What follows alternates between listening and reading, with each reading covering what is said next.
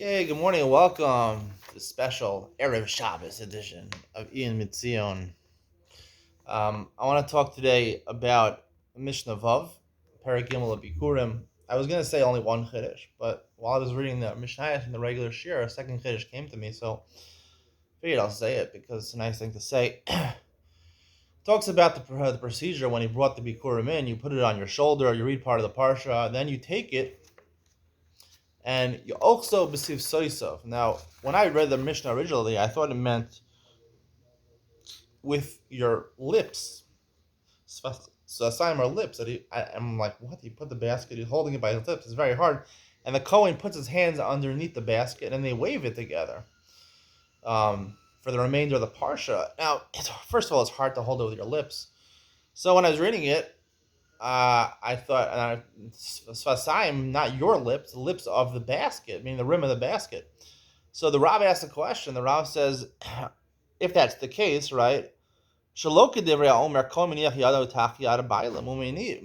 Gemara says that when they do waving, not just by Bikurim, also by Shlamim, different times that when you bring a korban, you're supposed to wave it in the base of Mikdash. So the owner puts his hands underneath the meat of the Shlamim or the basket of the Bikurim, and the Kohen puts his hand underneath the person's hands, and they wave it together. Now, so the Rav Bartanura says our Mishnah is not like that Chazal, which is really a Gemara Mako. It's hard to understand. So I'd like to reconcile our Mishnah with that. And that, right, he holds it by the lips of the basket. It doesn't mean the Kohen is putting his hands underneath the person's hands because the person is holding it with his hands on the rim of the thing.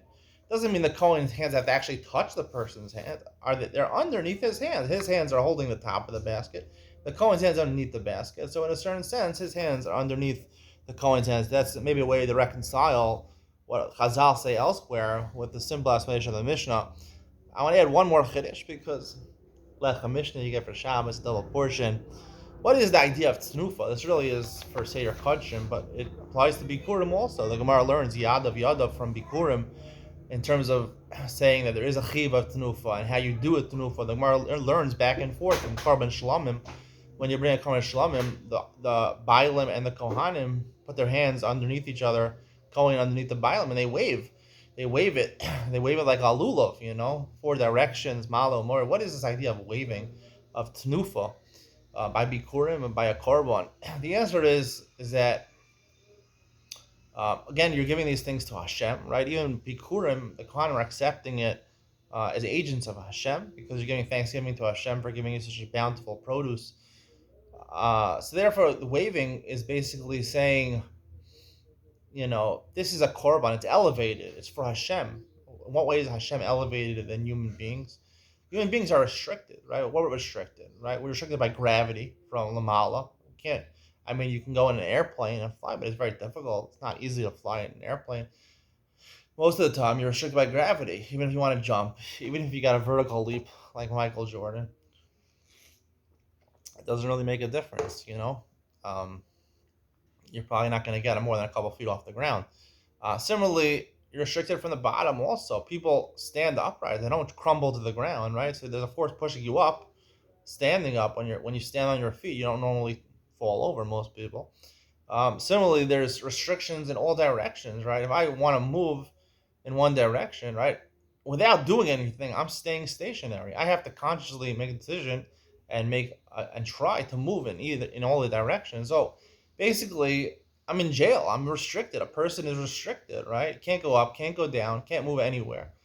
Now, there's ways of beating this, but you have to put exertion into it. Walking is exertion, right?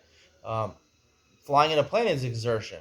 Trying to prostrate yourself on the ground, ishtachavaya, is also the same idea, where you're giving up basically your koma zekufa, which is what you were created as. So, in a certain sense, that's what we're doing with a korban. When you wave the korban, you're giving something to Hashem.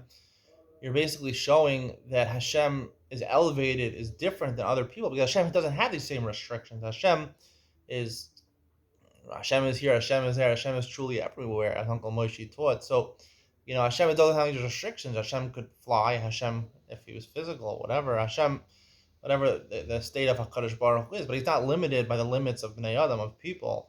He wants to go down, go up, go all around. It's effortlessly for Hashem. Hashem can do it effortlessly.